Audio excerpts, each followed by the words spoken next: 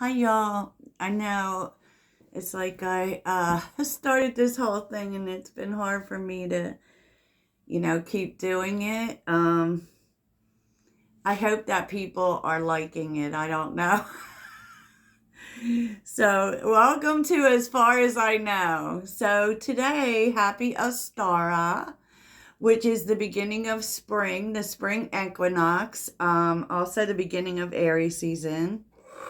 And this is when our year officially begins. Like, this is the start of the astrological year, but also, you know, we did a bunch of things. I don't know if you were like me, you did a bunch of things for the new year, in terms of manifesting and what you want to come into your life. And some people call it resolutions.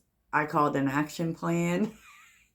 But it's also and it's a good time to take a look at that. So I thought that I would talk about some activities because this is our last chance to do manifesting rituals and such, um, until after eclipse season, because you don't want to do it during eclipses.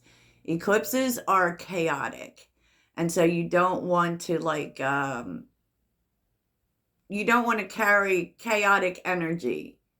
It's so funny because the eclipses are going to be about relationships, especially the first one, quite a bit. And oh my gosh, it's like people just keep talking about it and we're all kind of feeling it. So even if you don't really think about relationships on the usual too much, you may be thinking about it more now.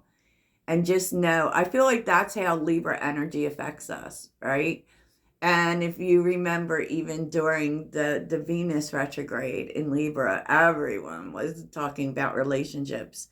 And since we're in Mercury retrograde, or we will be pretty soon, you know, and I tell people this and they kind of give me attitude.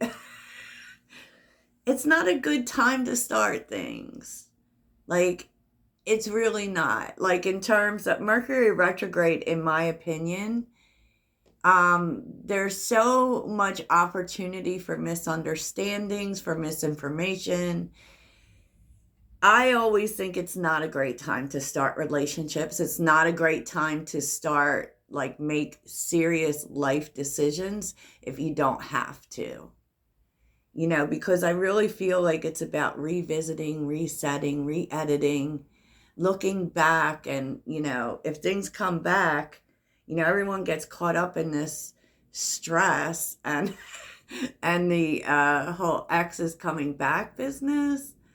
And things don't come back unless there's something to fix, basically. I really feel like this is a time of completion. And so, if you heard them talking about the Libra eclipse, there being a big ending, and it's just really like relationships and stuff that isn't working in your life. It's about letting it go, basically letting it go. I have seen other astrologers that have said, look back at what was going on in the last time that Libra eclipsed in October 2023, and you could find that there is a similar theme going on. And I have noticed that. So like if something came up where you were supposed to, something went wrong in a relationship, or you had some sort of conflict or breakup, and you went back and fixed it. Sometimes it's just the universe brings this lesson for you to show you, to just let something happen. I don't suggest pushing against whatever happens. Let it go. So, some things that you can do, and I very much am a ritual girl. I do manifesting rituals, I do self-care rituals, I have a heavy spiritual routine. So I'm very much about it, and so it's really nice to celebrate these events because they really like get our mind to a certain place. And that's what rituals are for. They're actually for, like getting your mind geared to receiving, right? So this was um, something I did at the new year was to make, I love the idea of vision boards, right? And everyone talks about vision boards. And, so vision boards are great. I just think it's really hard to find pictures. So I don't do the whole vision board.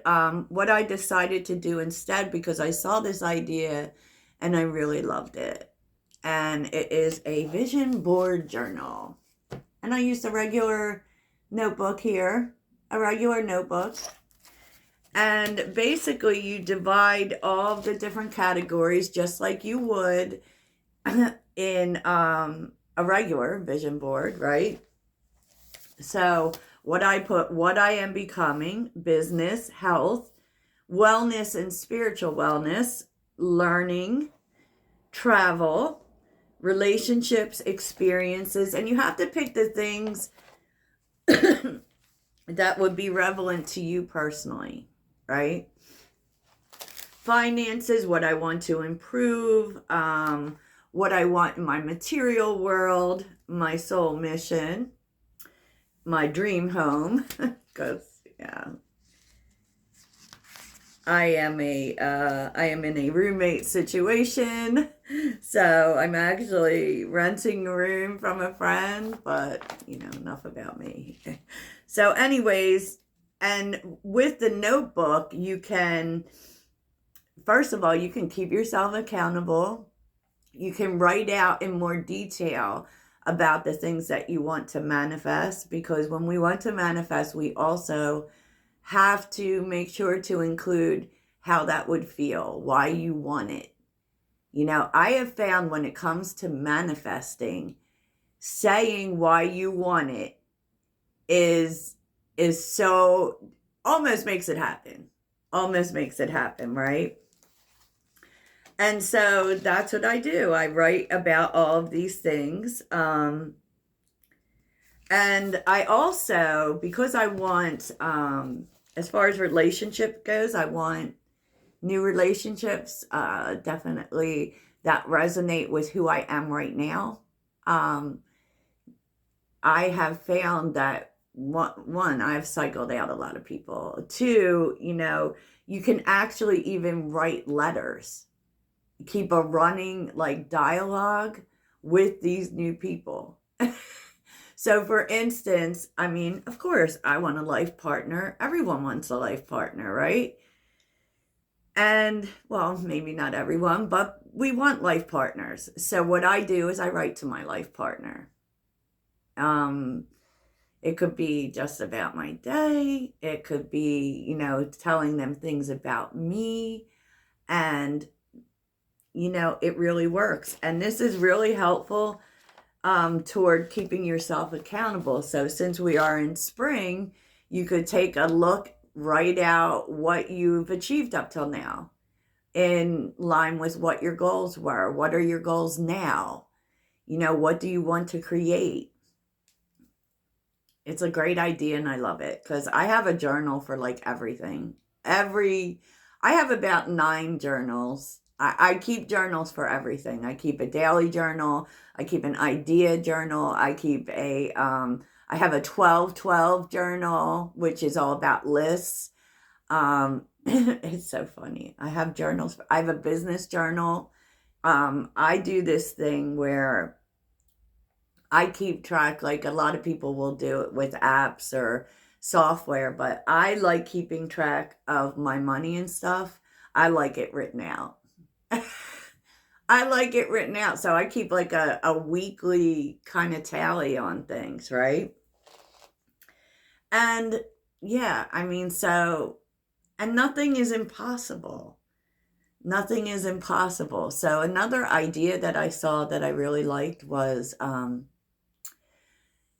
okay, since spring is all about planting and flowers and blooming and planting seeds, it was suggested that you get seeds to start a flower or whatever, a tree, it could be whatever. And on the pot, you write the things that you want to manifest. Easy peasy. Take a spiritual bath because you're going to need to cleanse, and take a look at whatever blockages you might still have because we know ourselves, right? And you can find like lists of common blockages. I might actually post a video that I found on TikTok about that because there are common blockages and obstacles, but they always need to be cleared. And I feel like whenever you're manifesting, you also need to clear. So spiritual bath is something that I do I do it a lot, but it's a good idea to do it like once a week. And you can use crystals that can get wet. You can use herbs or even just putting salt in the bath just to cleanse. Use that time to meditate on what you want to clear, what you want to bring in. It's because water is everything, y'all. Water is everything. And so spiritual bath is a good idea. Cleaning your spaces, creating sacred spaces too. Like, of course, I have a sacred space, and it is like anyone can do this. Like, you don't need to be witchy to do it, but it's just creating a space for spring, to invite spring, to incorporate your home. And you can give it like offerings, like, fresh flowers. Keep fresh flowers in your life. It kind of says, I want new beginnings. I'm here for new beginnings, right? Because that's what this time is about. It's about new beginnings, and we are stepping into Emperor energy, and that is where we act on these things. We're going to start seeing movement. We're going to start acting on them. You can also do candle manifestation, which is meditation with a candle, writing out lists of things you want and putting them under the candle. I mean, there's all kinds of things you can do. Go, because we're supposed to be connecting with nature. Bring nature in. Go connect with nature. Bring it in. Start something. Start something. And that's why I'm starting a new reading today. Just put, like, I know I said with Mercury retrograde, you're not supposed to start things, but you do have a small window here. It doesn't have to be major. Just do something new. Do something new, learn something new, whatever it is, that's what you should do. And that's how we welcome spring, and think about this as the beginning. What are the new beginnings that you want in your life? How do you plan on getting it? Because the universe isn't just going to give it to you. Okay, it doesn't work that way.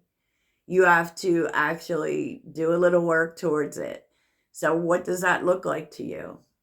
Honestly, you could write out what new beginnings look like to you and what you are willing to do. So that's what I have for you. I hope it really helps. Toodles.